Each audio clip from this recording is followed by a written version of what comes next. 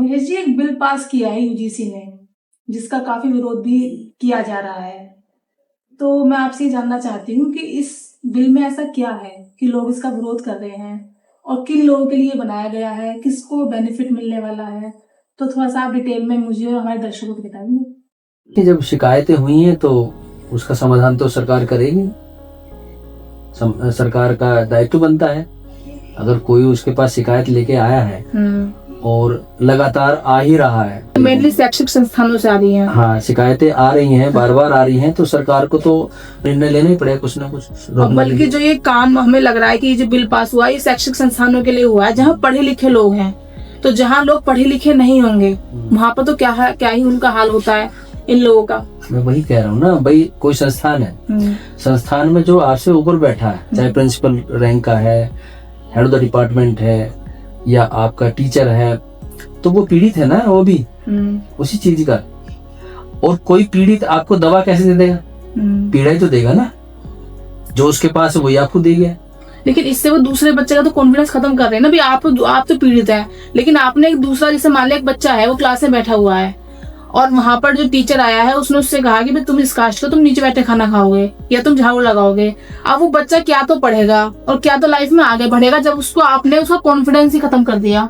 क्योंकि ये चीजें ऐसी होती हैं जो आपका मनोबल तोड़ देती हैं। हमारी क्लास भी, जैसे मैं पढ़ती थी छोटी क्लास में, 8th 9th की बात हो गई थी, तो वहाँ पूरी क्लास में ना उन बच्चों को स्कॉलरशिप मिलती है।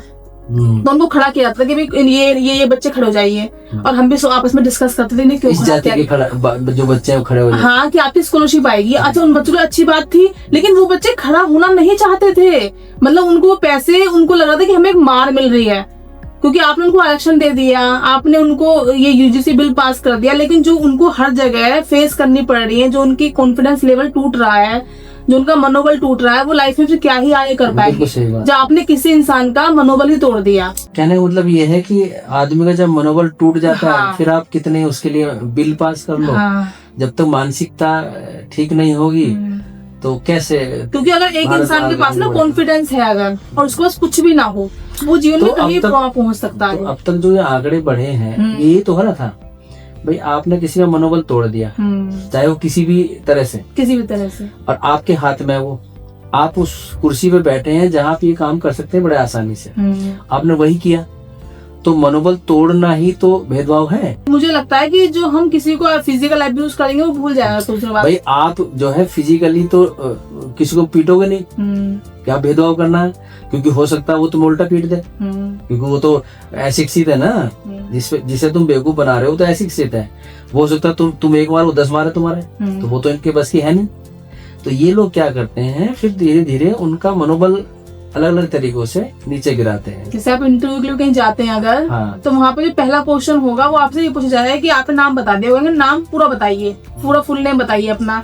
अब उस आदमी को, वो SC ST का है, उसे भी लगता है कि मैं नीची जाति का हूँ, वो खुद भी फील करता है। अब सामने वाले ने उससे कह दिया, तो अब वो इंटरव्यू आगे से क्या क्वेश्चन का आंसर दे पाएगा जब आपने पहला ही क्वेश्चन उससे ऐसा कर दिया कि यहाँ बराबरी तो है नहीं, यहाँ तो हम कास्ट वाले देख रहे हैं, आपकी मनोबल तोड़े। तो आगे क्या आपकी, तो मुझे लगता है कि ये जो मेन चीज है वो कॉन्फिडेंस है, कि जो ये आपका भेदभाव होता है ना, ये बच्चे कॉन्फिडेंस तोड़ देता है। बच्चा छोटा है, SC ST कास्ट का है, वो आपने उसकी परवरिश तरीके से करी, कास्ट का पता ही नहीं है कुछ, और फिर बाहर हो जाता है, लाइफ में बहुत कुछ कर सकता है। लेकिन बचपन से अगर उसको ऐसे माहौल दिया जा रहा है कि हर जगह उसे फील कराया जा रहा है, मतलब ये चीजें हर लेवल पे, स्कूल, कॉलेज, यूनिवर्सिटी तक, और दिखेगा नहीं, ये चीजें दिखती नहीं है, ये चीजें वो बच्चा बस फील करता है। और फिर वो बच्चा लाइफ में कॉन्फिडेंस खत्म हो गया, वो लाइफ में कहाँ आगे बढ़ पाएगा। फिर आप कहते हैं कि इनमें दिमाग नहीं है, इन लोगों में दिमाग नहीं है। अरे दिमाग इनमें आपसे तेज है, तो है ऐसे। हाँ, ये तो है ऐसे, इनमें कितने कर लो। जैसे कि कोई डिग्री भी मान लो SC ST पे आते हैं, तो सब ये सोचते हैं कि ये तो SC ST का है, तो इसे डिग्री आराम से मिल गई है।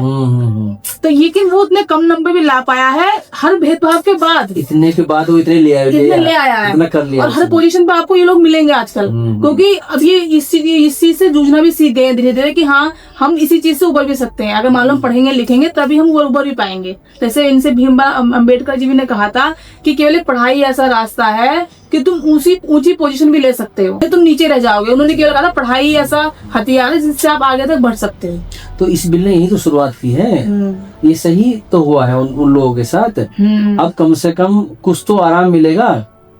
लेकिन जो विरोध कर रहे हैं ये फिर भी समझने को तैयार नहीं है। और विरोध वही लोग कर रहे हैं जो भेदभाव करते हैं। तभी तो इस इनके विरोध से साफ जाहिर होता है हाँ। कि ऐसा ही करते हैं। क्योंकि जो भेदभाव करेगा इसका मतलब उसको लग रहा है कि जो हो रहा था वो सही हो रहा था। इनका विरोध करना इस बात का सबूत है कि ऐसा करते थे और करते हैं और करते रहेंगे। अब वो लोग ये तर्क देते हैं कि नहीं भेदभाव तो कहीं होता ही नहीं है, क्योंकि उन्होंने सहा नहीं, उन्हें पता नहीं है। मैं तो जब भेदभाव नहीं तो विरोध क्यों? हाँ, विरोध भी नहीं होना एक चाहिए। अच्छी चीज आई है, एक सुधार की चीज शुरुआत हुई है तो उसका स्वागत करो ना। स्वागत करो, देखो शायद इससे कुछ ठीक हो जाए, कुछ सुधार आ जाए।